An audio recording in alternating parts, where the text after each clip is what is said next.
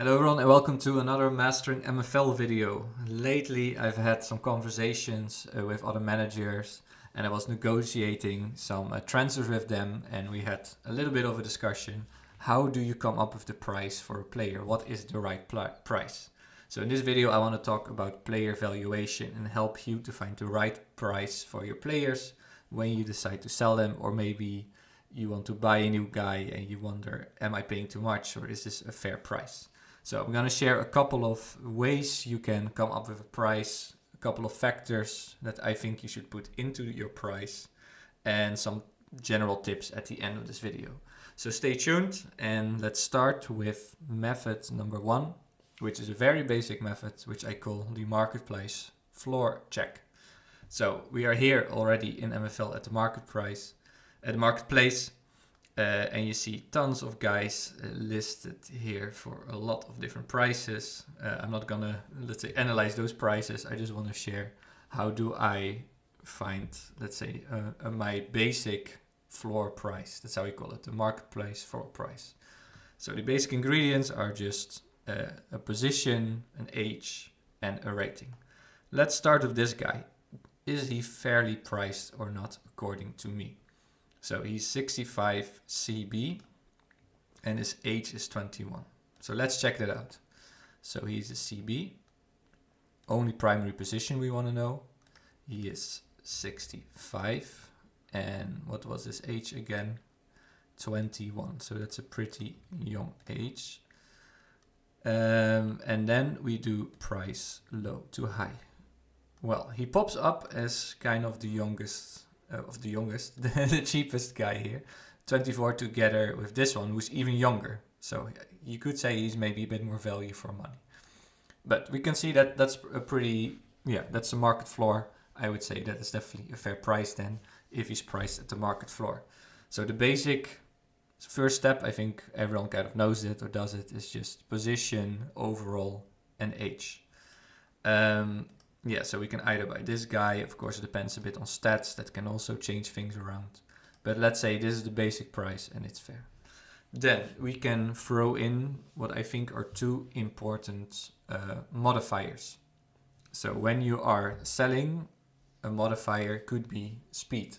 So do you want to quickly sell this guy, or do you want to maybe just put it out there, and if someone is willing to pay a bit more, that's all right, or you can still use him. So let's say you have a defender who is 21, 65 CB. There is this other 20-year-old out there. So you could list him for maybe $21 or $20. So kind of $2-3 below the market price, below the floor price. And he's going to sell quicker, of course.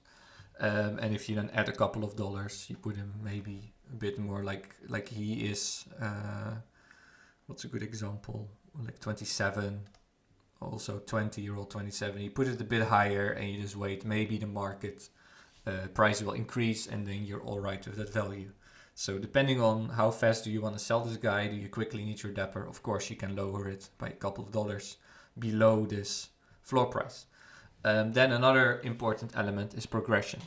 So always check, both when you're buying and when you're selling, how has my player progressed? How is he player progressing, especially for a younger age. So we are now looking at more younger defenders. We put 21 as like a max age. The guy we were looking at, how did he progress? Not so well. Only +1 in 3 seasons. So that doesn't show like a lot of potential. What about this guy? That's already a bit better. He has 1 to +3 while he's 20. So he already looks more attractive to me to buy because he has +3 progression while he is 20. In how many seasons? 1 to 3 seasons. So 3 in 3 seasons, that's pretty good potential, especially for his young age. So if I was this owner, I would list him maybe for $1 or $2 or $3 more, depending on how much progression. So you can give them a little progression premium, I would say, and then that is more of a fair price. There are buyers out there who look at this, so it's definitely fair to include it also when you're negotiating. you check the market floor, you say, okay, I have a 65 CB, he is 21, but he already progressed +3, +4. So I would sell him for 27 or 28 because of this, his potential, which looks promising. So this is, I think, the method I always use. It's super straightforward. Just position, age, overall, you do a basic check. Then you use those modifiers, how are they progressing? Do I really want to sell them quickly or do I have some time? And then you throw that into the mix and you come up with a price. That's method number one. That's how I always do it. Now let's look at two MFL tools a lot of people use, and they often use it also in negotiations. So now you know where they come from and should you really use those tools for prices. Let's check them out. All right, we're here on the MFL Player Info website. I think most of you know this website. I will include the link in the description below, so you can also go there. This is a great platform where you can check out some more details about your player. Mostly, where do they play in different positions? Does their rating change? Is there like a secondary, tertiary position that's much better? But also people use for valuation.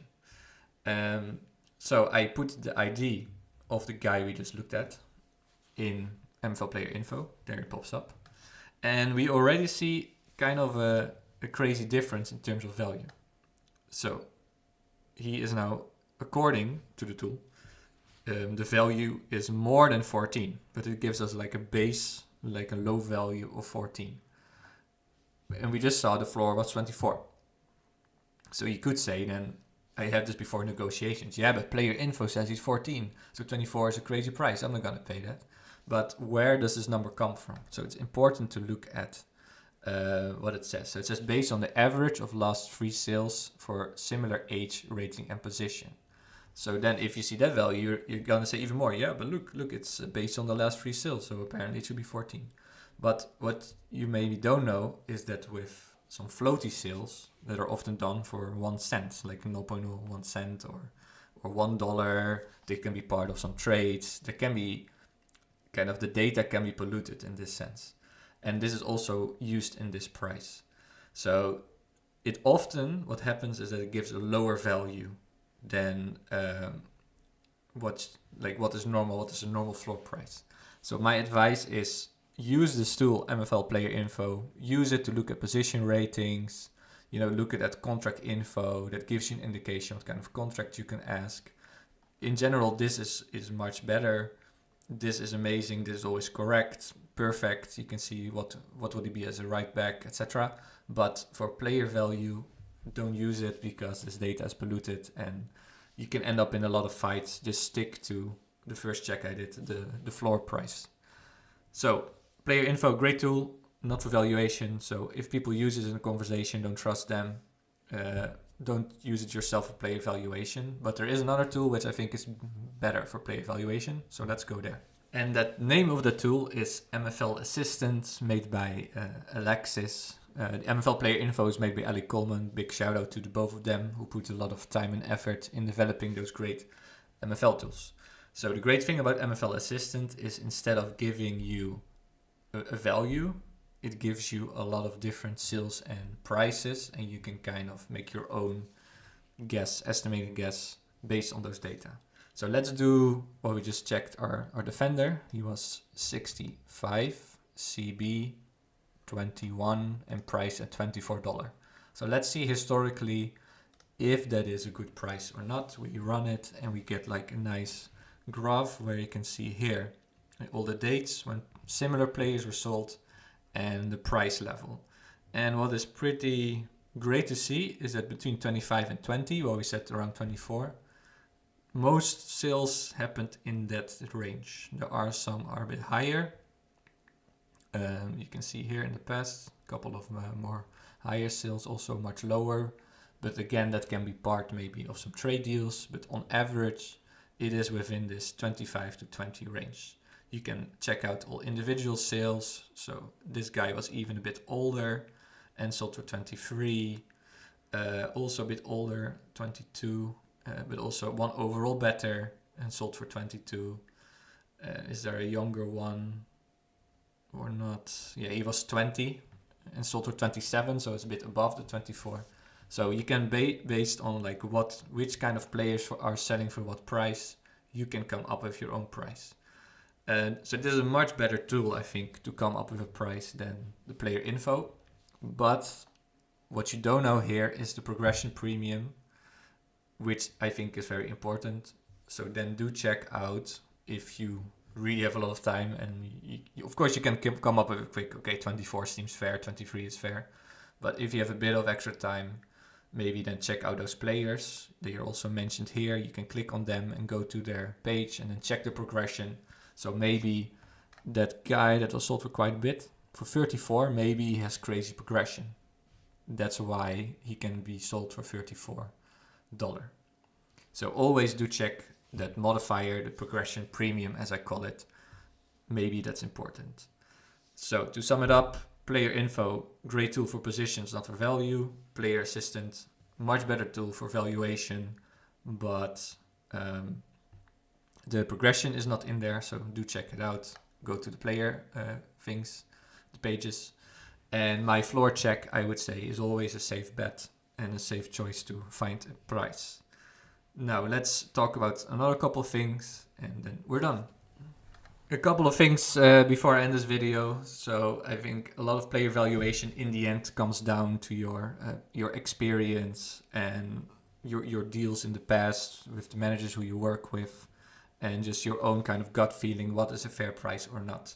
And maybe you can also sell a bit below prices because you want to use that dapper then to buy younger players. So I was selling a couple like more older players, 25 recently, and I want to use that money to buy a couple of younger, better ones, a bit more quality approach, and also try to buy what I said about the progression premium, try to buy some guys that already have some promising progression. So based on your strategy, based on your experience, based on your priorities, that also plays a role in player valuation.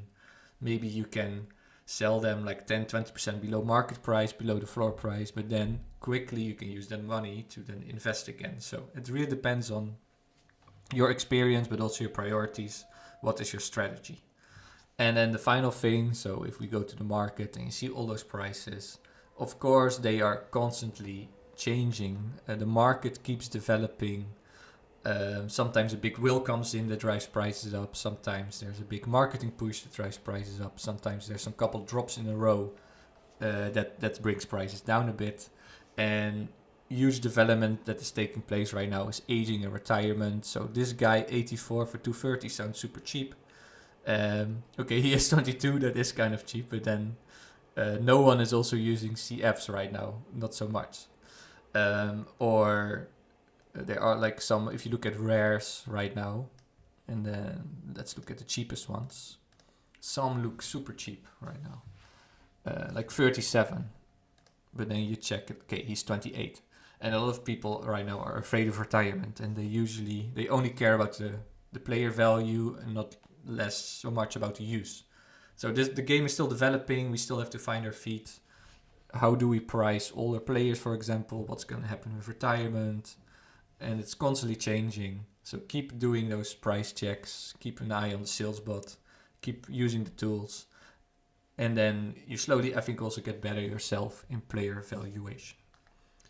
All right, that was the video. I hope it was useful for you. Let me know how you evaluate players. Do you agree with my strategies? Did you check out those tools before? Let me know in the comments below. Like, subscribe, that would be great, and see you next time.